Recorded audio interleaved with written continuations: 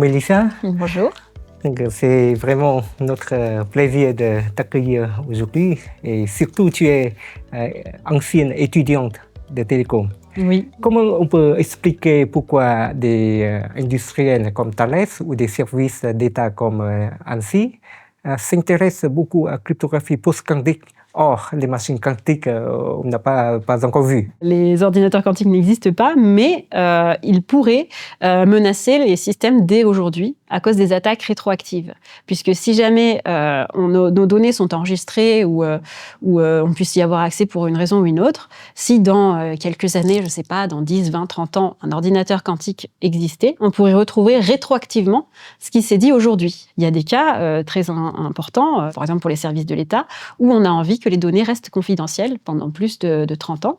Et dans ce cas-là, comme on n'a pas de certitude qu'un ordinateur n'arrivera jamais, on est obligé de se protéger en avance. Concernant ta mission à l'ANSSI, et tu peux nous dire qu'est-ce que ça t'a apporté? Donc la mission à l'ANSSI, alors c'était aussi une très belle expérience parce que c'est un milieu un petit peu exceptionnel avec des chercheurs très pointus dans leur domaine et le tout avec des applications intéressantes comme sécuriser les systèmes de l'État et faire de l'analyse de sécurité sur des choses que l'on n'aura pas l'occasion de voir beaucoup. Et ensuite, j'avais des missions parallèles où c'était soit aider à la sécurisation de systèmes très sécurisés en amont, donc en regardant sur papier les algorithmes qui ont prévu d'être mis, soit en aval, en regardant des produits qui existent déjà et en essayant de voir si on peut les valider le fait qu'ils sont à l'état de l'art ou pas. Donc voilà, j'ai eu plein de missions différentes. Et après, il y avait aussi une mission de formation et d'enseignement qui m'a quand même bien plu. Et concernant la cryptographie post-quantique, tu peux partager un peu l'avis de l'ANSSI? Quand je suis arrivée à l'ANSSI, le domaine n'était pas tellement encore très développé. Du coup, c'était ma mission. Donc, j'ai fait beaucoup de présentations en interne et en externe pour publier des avis scientifiques sur qu'est-ce qu'un ordinateur quantique, quelle est la menace et qu'est-ce que l'on recommande, et notamment le principe d'hybridation, qui est de combiner de la cryptographie actuelle, donc la cryptographie qui n'est pas sûre contre les ordinateurs quantiques, avec de la cryptographie post-quantique. C'est une nouvelle cryptographie, mais qui peut avoir des failles puisqu'elle est nouvelle. Et en cryptographie, on n'aime pas trop les algorithmes très nouveaux parce que ça veut dire que pas beaucoup de monde ne l'ont étudié. Donc, l'idée, c'était de combiner les deux.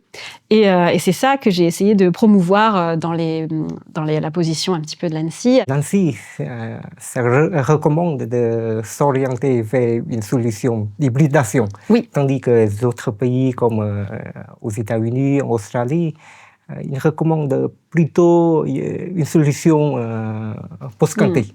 Comment vous pouvez expliquer la différence et est-ce que ça peut poser des problèmes pour la communication du futur si chacun des pays qui utilise une autre différent type de protocole? La cryptographie, ce qui est intéressant, c'est qu'on a aussi un côté négociation internationale qu'il faut, surtout si on travaille dans des services de l'État, et du coup, on se heurte à des divergences d'avis avec les autres pays. C'est à la fois très intéressant, très stimulant, et un petit peu frustrant parce que on est souvent convaincu de notre point de vue.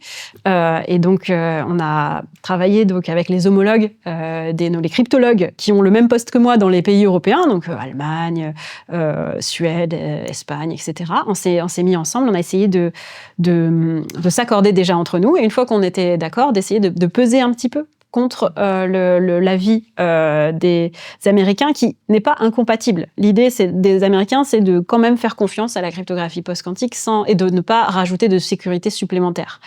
Et donc finalement, on a un petit peu réussi dans le sens où ils ont fini par dire que ça ne les dérangeait pas qu'on mette cette double sécurité et qu'ils ne verraient pas d'inconvénient à acheter des produits qui auraient ça. Donc finalement, les industriels, s'ils veulent vendre leurs produits en Europe et aux États-Unis, s'ils ne veulent pas se fermer un marché, ils sont obligés de faire de l'hybridation, et c'est pas incompatible, et on a cette solution. Et je perds pas espoir que l'avis américain revienne sur des positions un peu plus frileuses sur la sécurité. On ne sait pas. Il y a un risque qu'on suive les normes sélectionnées par NIST, c'est l'organisme américain. Est-ce que, d'après toi, l'Europe et la France doivent également envisager des normes particulières? C'est une bonne question et puis c'est un problème difficile de savoir quelle est notre place en termes de rayonnement international sur la standardisation d'algorithmes cryptographiques. Jusqu'à présent, ça a toujours été le NIST, donc un organisme de standardisation américain, qui a lancé ces campagnes pour choisir des algorithmes de cryptographie. Et c'est vrai qu'en France, il y a quelques initiatives, mais il n'y a pas eu d'alternative.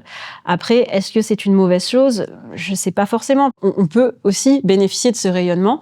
Et la campagne de standardisation est assez saine finalement, puisque ce sont des cryptologues du monde entier qui soumettent des algorithmes.